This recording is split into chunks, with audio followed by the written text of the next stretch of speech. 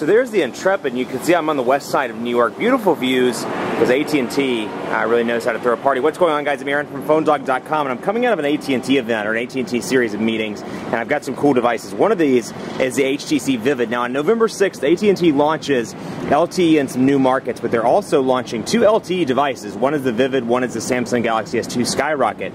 And we have hands-on, we're actually demo units with both, so we can, bear with me, I haven't gotten a lot of sleep, but review units so we can take a look and do an unboxing. So here's the HTC Vivid coming on the 6th, and it's packing a 1.2 gigahertz dual-core Snapdragon processor, that 4.5-inch QHD LCD. Then you have an 8-megapixel camera on the back with 1080p HD video recording, Android platform, 4G LTE capabilities out of the box. Now their LTE operates in the AWS band, so 1700 and 2100 megahertz. And you can see here's the device itself. Absolutely beautiful device, and it's really interesting to look at the comparison between these two devices, because one is super heavy, or not, I wouldn't say super heavy. One's a little bit heavier. The HTC one has kind of a heft to it, feels good in the hand, and then you have the Samsung one, which, like typical Galaxy S2 devices, is pretty thin, pretty light, and plasticky. So it all depends on which one you prefer. If you prefer more of a plastic build quality versus the metal build quality. So let's see what comes in the box here. You get typical HTC stuff: charger plug, USB cable, and an empty bag where I assume the battery was. And then you get a limited warranty, safety and regulatory guide. But enough of that, let's power it on, because that's what you want to see, right? LTE is live in New York, so we can get a first-hand glimpse at 4G, and it's coming to 4 markets. Let me see if I can remember, in addition to the current ones, we're getting Athens, Baltimore. That's a good question. Clearly my lack of sleep is showing, because I can't remember the other two, but 4 new markets coming to total 9 LTE markets in the United States, with I think up to 15 by the end of the year. So device is powering up now. We'll take a look. You can see it's actually on right now. Let me try to get to a, sorry for all the movement, let me try to get to an area where we can take a look at this without the glare. I'm going to walk over here. There we go, that's a better look. So you can see, set up the menu really quickly here. Skip, next, next, next, next.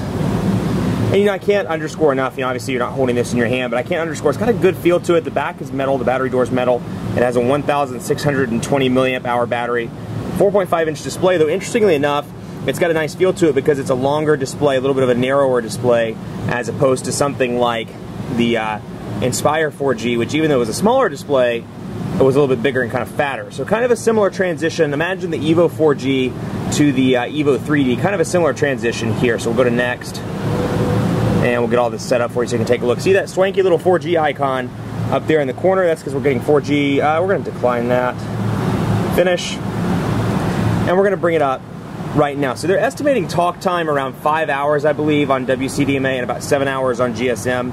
And standby time, I can't remember off the top of my head, but you got your power button up here, 3.5mm headphone jack, 8-megapixel camera with dual LED flash in the back, and this is going to come out in black and in white on the 6th, so you'll get 2 different color choices depending on what you want. Volume rocker over here, nothing over on that side. So let's see our typical capacitive buttons. But you know, again, it's moving pretty quickly. It has a 1.2 gigahertz dual-core Snapdragon processor, so it is moving pretty quickly. Although interestingly enough, you know, we look at some of these devices like the Evo 3D, the Sensation 4G, some of these that have you know, dual-core 1.2 gigahertz Snapdragon processors, they've been a little bit laggy. So it'll be interesting to see over the course of a couple of days how it performs. But so far, so good. It seems relatively quick, and let's take a look, you know, just at messages so you get an idea of what the keyboard looks like on a 4.5-inch display. Where you're really going to win with this is in landscape mode. You can see somebody with larger thumbs, like myself. Pretty easy to type on, and beautiful display as well. QHD really looks good on this device. And so let's do a quick test of PhoneDog.com. See if we can get this LTE network kicking in the New York area. PhoneDog.com. And it's loading up right now, so you can see it right there. Super great day in New York City. It's about 61 degrees right now. It's still kind of windy, but hey, still decent temperature. It's loading up PhoneDog.com right now, and you can see it pop up. Take a look at how quick the transitions are. Loading, loading, loading. And again, these devices come out on November 6th, so Sunday. And it's loading up right now. We'll wait for it to load. We've got some time. A beautiful looking device. I like the metal battery door a lot. And even though it's got, you know, it's got some plastic on the sides, it has a good heft to it. It feels good, and it kind of naturally fits in the hand. Whereas if, you know, a little wider display is your taste, then you're going to want to go with the Samsung Galaxy S2 Skyrocket, because it kind of resembles T-Mobile's Galaxy S2 in terms of design. Maybe a combination between that and Sprint's Epic 4G Touch. So you can see it's loading up right now.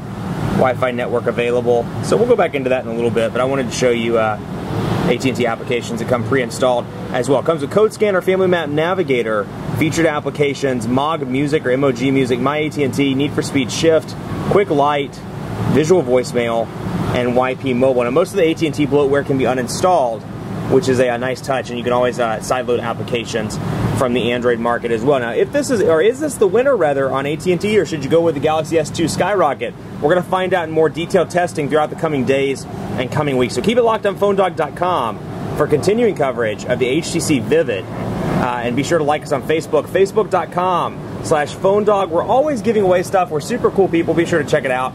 And follow me on Twitter as well, PhoneDog_Aaron, and on Facebook at Facebook.com/PhoneDogAB. There's my silhouette. See me waving. Live from New York. We'll see you next time.